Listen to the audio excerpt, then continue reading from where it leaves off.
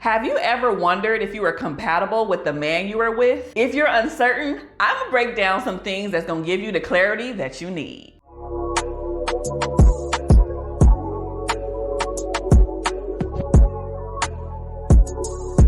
Hello everybody. Welcome back to another episode of Keeping It Real with Keandra. I am your host, Keandra Jackson, licensed marriage and family therapist here. Before we get into these things, I want you to remember that it is extremely important for you to know that compatibility is not you finding the exact same person as you. It's genuinely about finding someone who has differences, but also respects your values, respects the things that you guys are different on, and is willing to work to create a healthy relationship, environment, and a space for you and him to thrive. Now, I've been saying this for a while, but I'm gonna make sure that I do it really soon. There is a keen difference between chemistry, compatibility, and connection. I'm gonna break down all three of those in a completely separate video because we ain't got time to break it down in this video because we need a whole lot of time to break down all three of those. But for this video, we're specifically talking about compatibility. And I have a question for you. I need for you to comment below. Tell me, how do you know when you are compatible with the man? And of course, if you like content like this, go ahead and like, subscribe, hit that notification bell, and even share this with someone who might need it. Because listen, it's gonna get juicy. So number one, you are not compatible with this person if you guys have different beliefs and different values. I am very much aware that there are tons of people who have different religious preferences, different lifestyle choices, and it works out. But that's not the majority. If you're not aware, studies have shown that differences is what keeps people together initially, but what keeps them together long term are similarities. I'm gonna say that again for the people in the back. Differences connect us initially as far as interest goes, but what keeps people together long term are the similarities. So you wanna make sure that you and your partner are the same on as many things as possible. Not that y'all gotta be Siamese twins and agree on everything, but for the real things that matter, values, beliefs, non-negotiables, y'all need to be on one accord. So when a man and a woman has vastly different beliefs and values on certain things, it can cause a lot of issues. And I'm talking about things like perspective on money, definitely spirituality or religion, how many kids you want, family, life goals, career goals. These are all important things that you need to talk about before you even get into a relationship with the person, because you want to know that you guys are on the same page. Now, if you're in a relationship and you're trying to figure out if you're compatible, woo, this can be a sticky situation because you are going to find that some of the things that I'm mentioning in this video, even though this isn't an exhaustive list, might trigger you to say, well, I don't know if I need to be with this person at all. And if that's the decision that you have to come to and make, that's perfectly fine, because the goal is to find a partner that is best for you. The goal is to find a partner that's going to be suitable for your life and your lifestyle. I don't want you to compromise just for the sake of you being with this person already. The second one is different communication styles. Now, I know this can be tricky because I have said this 1,000,001 times, and I feel like no one really teaches us how to effectively communicate. This should be like a life skill class that we learn in elementary school.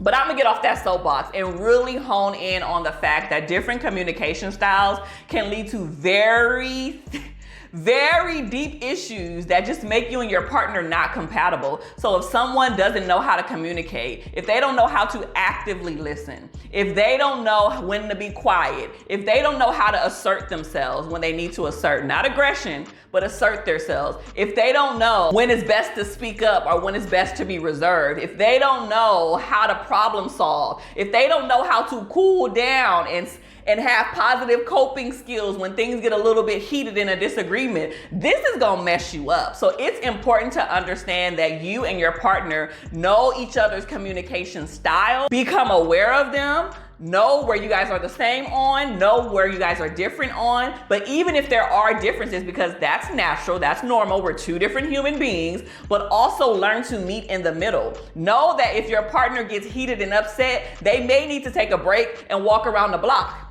And that might be very different from you, where you're like, no, we need to talk about it right now and stick it out. You have to understand that people's communication style is different and learn to respect that. Because if you don't, this compatibility thing ain't looking too good for y'all. The third thing is incompatible life choices and lifestyles.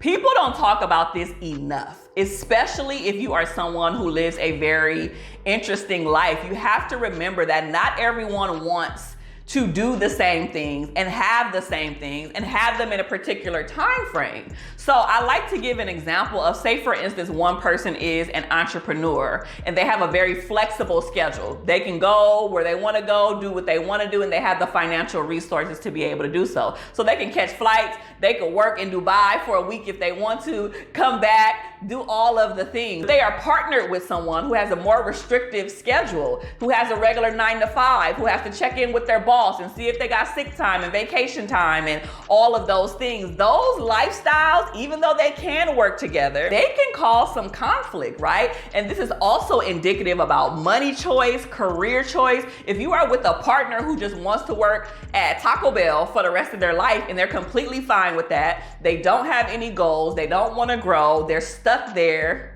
and they enjoy being there, and that's just the life that they want to live, and they do not want to do anything else. You being driven and purpose driven and entrepreneurial and just going to the next level, those two things are going to clash because this person's going to be fine working at Taco Bell and you're going to want to go higher, get more money, grow, have more opportunities, travel the world, and there's going to be so much separation between the two that you won't be able to have a relationship that's sustainable long term. Lifestyle choices are so important. Even today, things like food choices. I know people who are literally vegan, and then I know people who are meat eaters and they are together.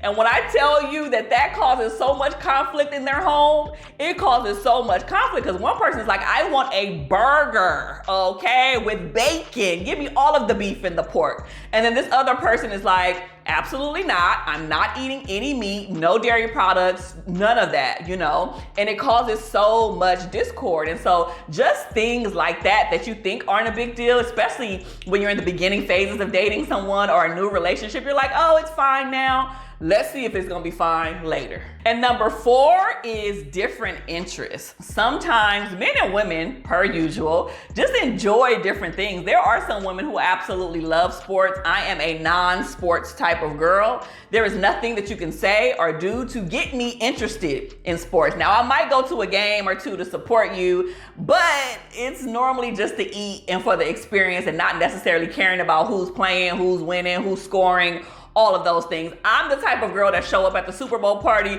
just for the food, okay? And also halftime. So think about the interests that you might have. And even though they may be very different, it doesn't necessarily mean you're not compatible. It just means y'all need to compromise and meet in the middle. To stick with the example that I just gave, I might go to some football games. I might go to some basketball games. I might watch it on TV with you. It's a compromise for me. I don't necessarily enjoy it, but if that's going to help me get connected with my partner and share his interests, I absolutely would do it. But the same has to be reciprocal, right? Even if there's some things that I enjoy doing that he might not enjoy doing, I'm sure he would bend and move on over to my side and engage in those things to make me happy. And so compatibility and being in a relationship is often about compromise too. Now, I'm not saying do things that you know in your heart of hearts is wrong to do. I'm just talking about simple things like cooking and, you know, being outdoor activities and sports and things that might pique your interest.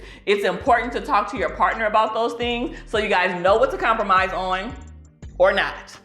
And y'all might agree, like, look, that's your thing. I'm never, ever tapping into this. And you never, ever have to tap into that. That's the beautiful part of having our own friends. Hello, and having a completely separate life outside of our partner. You still got your own friends, you still got your own family members, and you can enjoy those things with those people, and you don't always have to drag your partner to those activities. The next one, number 5, is when it gets a little juicy. We're talking about different levels of commitment. This is when you can figure out for sure if you're compatible with this man or not. Because if you guys are not on the same page with where you're at currently and where you guys are trying to go, oh baby, this is gonna be a huge issue. Say for instance, one person just wants to have thought this was gonna be a one-night stand, like I was just gonna sleep with you and that was completely it, and that's it. That's all I wanted from this was just sex. Moving on over to the other person, they're like, no, I'm looking for marriage. I'm looking for something long term. Those two things do not always equate. A lot of the times, that ain't gonna work, boo-boo. Y'all are in two different phases of your life currently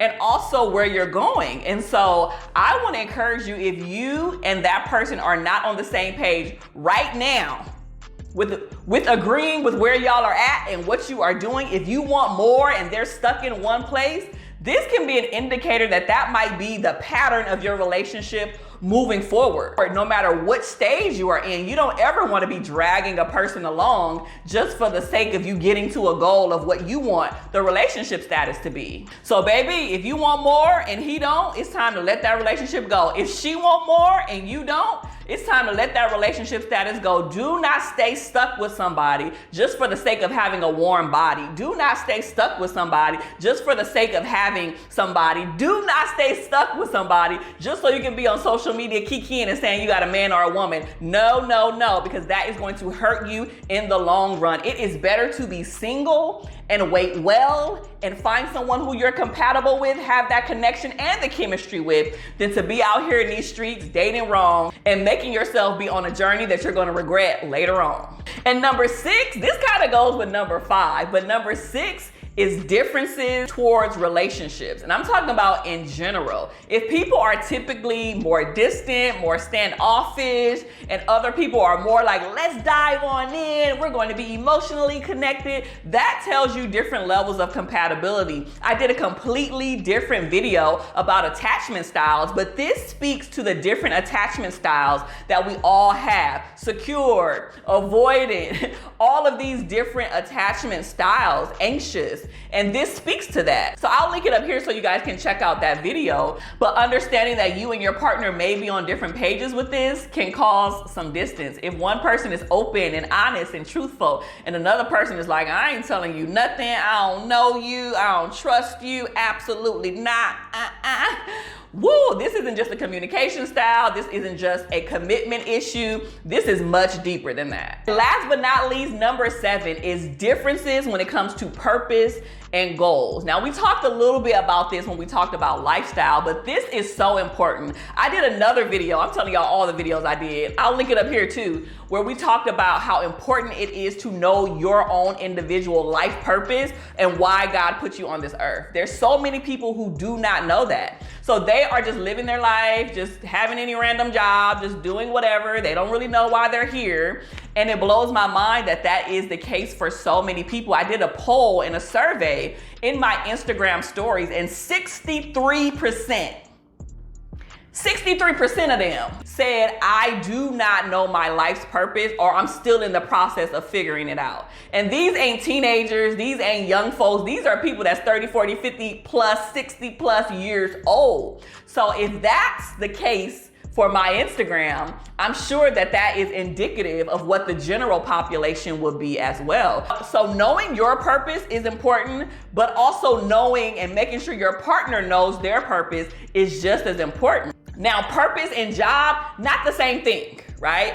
Purpose is knowing, oh, I might be put on this earth to teach, but the job and the modality in which I do that looks very differently. I might be a teacher. I might be, a professor. I might, work at a Fortune 500 company, do some consulting work. In all of these aspects, it has teaching components to them, so you understand what your purpose is. The job may change, but the purpose doesn't. So understanding that, making sure your partner understands that is important, because if they're on this journey just winging it, and not knowing what their purpose is, you can be in a relationship with someone or even married to someone, okay?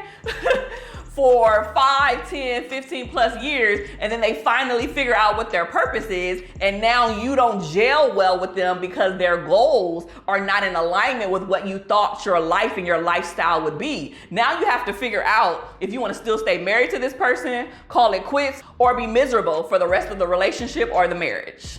That's a tough place to be in. So I hope something that I said in this video in regards to discerning and understanding if you are compatible with a particular person. Again, make sure you share this with someone who may need it. And thank you for taking the time to watch another episode of Keeping It Real with Keandra, and I'll see you in the next one.